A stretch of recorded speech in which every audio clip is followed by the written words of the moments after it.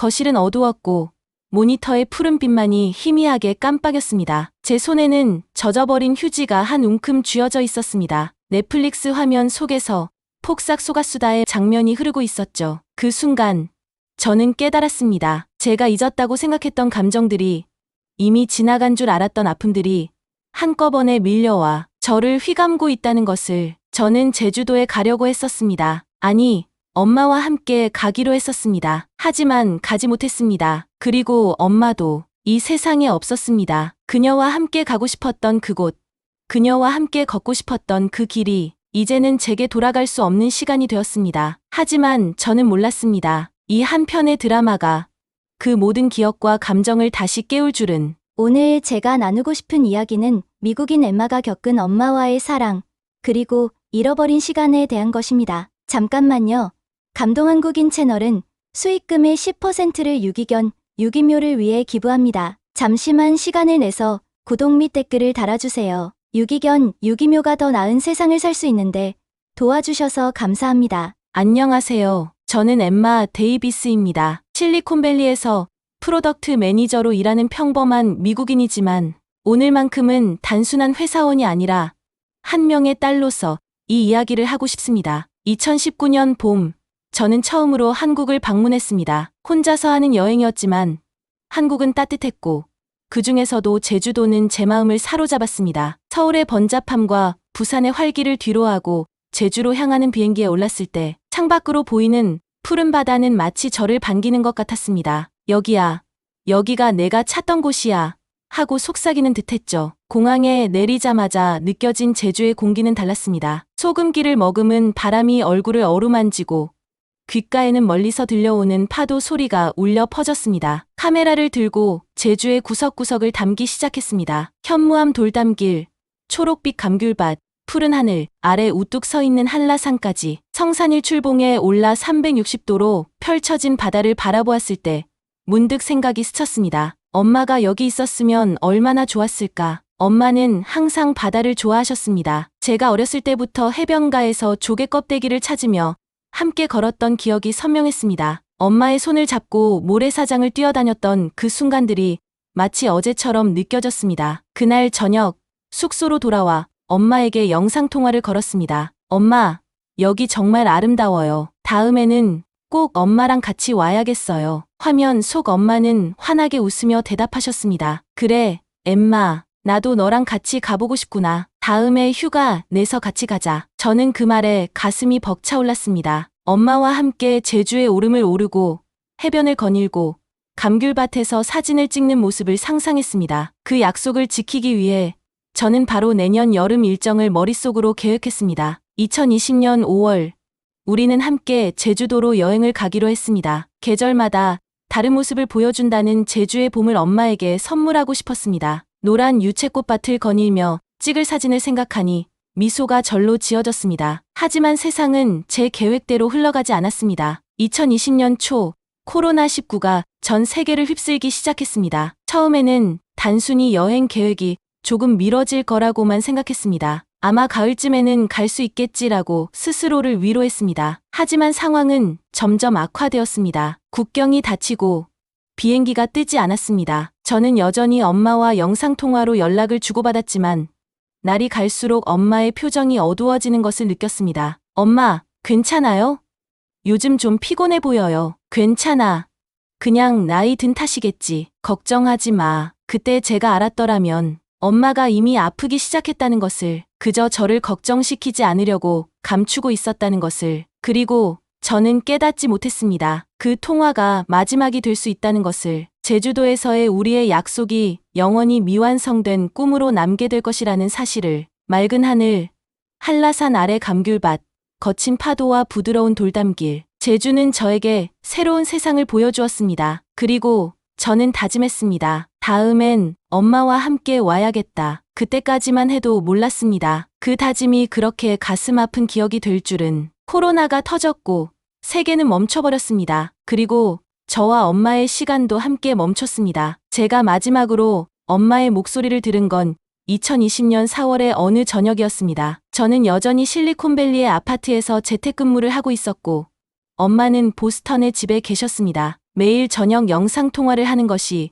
우리의 일상이 되었습니다. 그날따라 엄마의 목소리가 평소보다 더 약하게 들렸습니다. 화면 속 엄마의 안색도 좋지 않았습니다. 창백한 얼굴, 깊게 패인 눈가의 주름, 그리고 마르고 약해진 어깨가 저를 불안하게 했습니다. 엄마, 정말 괜찮은 거예요?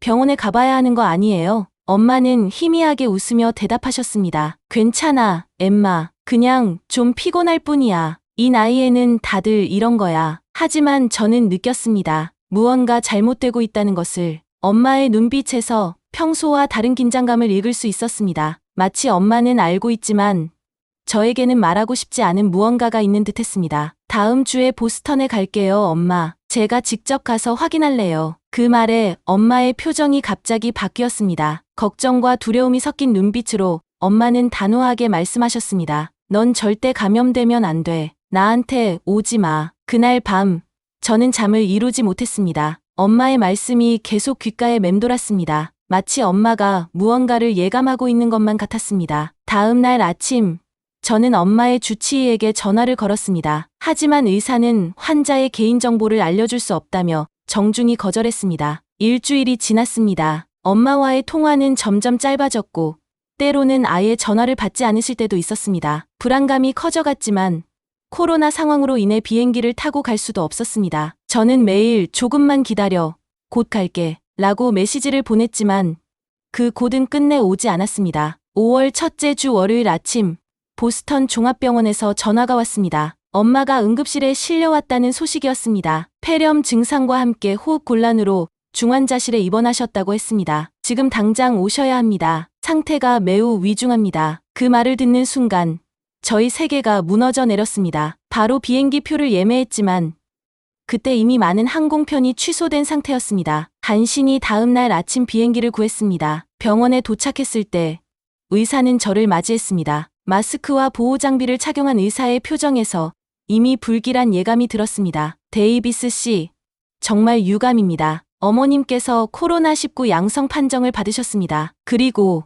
기저질환으로 인해 상태가 급격히 악화되었습니다. 저는 엄마를 만날 수 없었습니다. 코로나로 인해 면회가 금지되었기 때문입니다. 중환자실 밖 유리창을 통해서만 엄마를 바라볼 수 있었습니다. 산소 호흡기를 착용한 채 의식 없이 누워 계신 엄마의 모습은 제 가슴을 찢어놓았습니다. 간호사의 도움으로 영상통화를 할 수 있었지만 엄마는 이미 저의 목소리를 들을 수 없는 상태였습니다. 저는 화면을 통해 엄마의 손을 잡고 싶었습니다. 마지막으로 한번 그 따뜻한 손길을 느끼고 싶었습니다. 엄마, 곧 나아질 거예요. 우리 한국으로 여행 가기로 약속했잖아요. 기억나세요? 그 푸른 바다와 하늘, 엄마가 좋아하실 거라고 했던 그곳, 꼭 같이 가요, 엄마. 화면 너머로 흐르는 저의 눈물을 엄마는 볼 수 없었습니다. 엄마의 심장박동 모니터만이 규칙적인 소리를 내며 병실을 채웠습니다. 그리고 다음 날 새벽, 병원에서 다시 전화가 왔습니다. 정말 죄송합니다. 데이비스 씨, 어머님께서 방금 돌아가셨습니다. 그 말을 듣는 순간 저는 아무 말도 할 수 없었습니다. 단지 휴대폰을 바닥에 떨어뜨렸을 뿐입니다. 바닥에 흩어진 유리 조각처럼 저의 마음도 산산조각이 났습니다. 엄마는 떠났습니다. 저는 그녀의 마지막 순간을 함께하지 못했습니다. 손 한 번 잡아드리지 못했습니다. 마지막 작별 인사조차 제대로 하지 못했습니다. 그리고 제주도는 이제 저에게 미완성된 약속이 되어버렸습니다. 엄마와 함께 걷고 싶었던 그 길, 함께 바라보고 싶었던 그 바다는 이제 저에게 가슴 아픈 그리움으로만 남게 되었습니다. 장례식조차 간소하게 치러야 했습니다. 코로나 규제로 인해 많은 사람들이 참석할 수 없었고 저는 화상으로 참석한 친지들 앞에서 떨리는 목소리로 추모사를 읽었습니다. 우리 엄마는 항상 타인을 먼저 생각하셨습니다. 마지막 순간까지도 저를 걱정하셨고 저를 보호하고 싶어 하셨습니다. 그리고 이제 저는 엄마와의 약속을 지키지 못했습니다. 2025년 엄마를 잃은 지 거의 5년이 흘렀습니다. 사람들은 시간이 모든 상처를 치유한다고 말하지만 제 경우는 달랐습니다. 시간은 단지 상처를 표면적으로 덮어주었을 뿐 그 깊은 곳은 여전히 아프게 욱신거렸습니다. 실리콘밸리의 빠른 일상 속에서 저는 그저 살아가기 위해 애썼습니다. 프로젝트, 미팅, 데드라인, 바쁜 일상이 제 마음의 빈 공간을 채워주는 것 같았습니다. 혹은 그렇게 스스로를 속이고 있었는지도 모릅니다. 그날은 평범한 금요일 저녁이었습니다. 한 주의 피로가 몰려오는 시간. 저는 소파에 몸을 묻고 넷플릭스를 켰습니다. 특별히 보고 싶은 것도 없이 추천 목록을 스크롤하던 중 문득 한 제목이 눈에 들어왔습니다. 폭삭 소가수다. 한국 드라마였습니다. 제목이 독특해서 호기심이 생겼고 제주도를 배경으로 한다는 설명을 보자 가슴이 쿵 내려앉았습니다. 잠시 망설이다 재생 버튼을 눌렀습니다. 1950년대 제주도의 풍경이 화면을 가득 채웠습니다. 푸른 바다, 검은 현무암 해안가, 유채꽃 피어있는 들판, 그리고 제주의 거친 바람 소리까지 그 모든 것이 너무나 생생했습니다. 주인공 오해순과 관식의 이야기가 펼쳐지며 저는 점점 그들의 세계로 빠져들었습니다. 특히 애순과 그녀의 어머니 광래 사이의 관계가 제 마음을 흔들었습니다. 딸을 위해 모든 것을 희생하는 어머니의 모습, 그리고 나중에 애순이 자신의 딸 금명에게 더 나은 삶을 주기 위해 애쓰는 모습에서 저는 제 엄마의 모습을 보았습니다. 봄은 어찌나 짧은지 오나보다 하면 호로록 꽃잔치를 끝내버린다. 그렇게도 야박하게. 이 대사가 나올 때 문득 엄마와 함께했던 시간이 얼마나 짧았는지 깨달았습니다. 우리의 봄도 너무 짧았습니다. 다음에 제주도에 같이 가자고 약속했던 그날이 우리의 마지막 봄이었던 것을. 참 이상하게도 부모는 미안했던 것만 사무치고 자식은 서운했던 것만 사무친다. 화면 속에서 흘러나온 이 말에 저는 숨이 막혔습니다. 그동안 엄마에게 서운했던 마음들, 왜 더 자주 만나지 못했는지, 왜 마지막 순간에 곁에 있어주지 못했는지, 그 모든 감정이 한꺼번에 밀려왔습니다. 눈물이 흘렀습니다. 처음에는 소리 없이, 그리고 점점 흐느낌으로 변했습니다. 저는 엄마를 잃은 후 처음으로 온전히 있는 그대로 울었습니다. 살다가 한 번씩 딱 죽고 싶은 날이 오거든. 그때 봄이 봄인 걸 알았더라면 더 진하게 좀 살아볼 걸. 이 대사는 내 가슴을 찔렀습니다. 엄마와 함께한 시간, 그 시간이 얼마나 소중했는지 미처 알지 못했습니다. 지금 돌아가면 더 많은 시간을 함께 보내고 더 많은 이야기를 나누고 제주도에 함께 갔을 텐데. 살아라 네 입만 쳐다보고 있는 큰 자식이 둘이다. 사람 심은 사라진다. 삶은 사라진다. 이 말에 제 가슴이 따뜻해졌습니다. 그동안 슬픔에 잠겨 제대로 살지 못했던 저 자신을 되돌아보게 됐습니다. 엄마라면 분명 저에게 똑같은 말을 했을 것입니다. 살아라. 그냥 살아라. 살다 보면 사라진다고. 밤새 폭삭 소가수다를 보면서 저는 울고 또 웃었습니다. 드라마 속 인물들의 삶을 통해 제 자신의 삶도 돌아보게 되었습니다. 엄마와의 추억, 함께하지 못했던 시간들, 그리고 앞으로 어떻게 살아갈 것인지에 대해 생각했습니다. 드라마가 끝나갈 무렵 저는 깨달았습니다. 나는 제주도를 잊은 게 아니었어. 나는 엄마를 잊은 게 아니었어. 오히려 저는 그 아픔을 너무 두려워한 나머지 그 소중한 기억마저 밀어내고 있었습니다. 엄마와의 마지막 약속, 제주도에 대한 기억, 그 모든 것을 가슴 깊숙이 묻어두었던 것입니다. 삶의 소중한 가치를 다시금 돌아보게 하는 작품이었습니다. 울다가도 웃고 또 어느 순간에 깊이 공감하며 빠져들게 되는 이야기예요. 엄마도 생각나고 아빠도 생각나고. 레디리뷰에 누군가 남긴 이 댓글이 제 마음을 그대로 표현하고 있었습니다. 그날 이후 저는 엄마의 사진첩을 다시 꺼내보았습니다. 오랫동안 열지 않았던 그 앨범 속에는 엄마의 웃는 모습, 우리의 행복했던 순간들이 고스란히 담겨 있었습니다. 그리고 저는 결심했습니다. 엄마, 우리의 약속 지킬게요. 폭삭 소가수다를 4편까지 몰아본 다음 날, 저는 마치 오랫동안 잠자고 있던 사람처럼 눈을 떴습니다. 눈은 부어 있었지만 창문으로 들어오는 아침 햇살이 평소보다 더 밝게 느껴졌고 가슴 한구석에 자리 잡고 있던 무거운 돌덩이가 조금은 가벼워진 것 같았습니다. 마음속에 있는 생각들을 누군가와 나누고 싶었습니다. 평소 같았으면 그냥 넘어갔을 일이지만 이번만큼은 달랐습니다. 제 감정을 솔직하게 꺼내 보이고 싶었습니다. 저는 여러 국적의 친구들이 모인 메신저, 그룹 톡방에 메시지를 보냈습니다. 혹시 넷플릭스에서 폭삭 소가수다라는 한국 드라마 보기 시작한 사람 있어? 지금 4화까지 나왔는데 어제 밤새 다 봤어. 정말 펑펑 울었어. 예상보다 훨씬 많은 반응이 왔습니다. 미국, 일본, 대만, 심지어 프랑스 친구까지 다양한 국적의 친구들이 이 드라마를 이미 보고 있거나 관심을 보였습니다. 마이클이 첫 번째로 답장을 보냈습니다. 그는 보스턴에서 소프트웨어 엔지니어로 일하는 미국인 친구입니다. 오, 엠마. 나도 이번 주에 3화까지 봤어. 아직 4화는 못 봤지만 벌써부터 푹 빠졌어. 특히 제주도의 풍경이 어찌나 아름답던지 진정한 사랑과 희생을 보여주는 드라마야. 봄은 어찌나 짧은지 라는 그 대사가 계속 머릿속에 맴돌아. 다음 화가 기다려져. 이어서 일본에서 마케팅 매니저로 일하는 타카시도 대화에 참여했습니다. 엠마, 나는 아직 2화까지 봤어. 그래도 이렇게 깊은 감정을 담은 드라마는 처음이야. 한국이 참 대단해. 특히 바다와 제주도의 풍경이 이야기의 일부가 되는 방식이 인상적이었어. 마치 자연이 또 하나의 등장인물 같아. 그리고 1950년대라는 시대적 배경이 드라마에 더 깊이를 더하는 것 같아. 이번 주말에 나머지 에피소드를 몰아볼 계획이야. 대만에서 그래픽 디자이너로 일하는 리사도 메시지를 남겼습니다. 나도 어제 4화까지 다 봤어.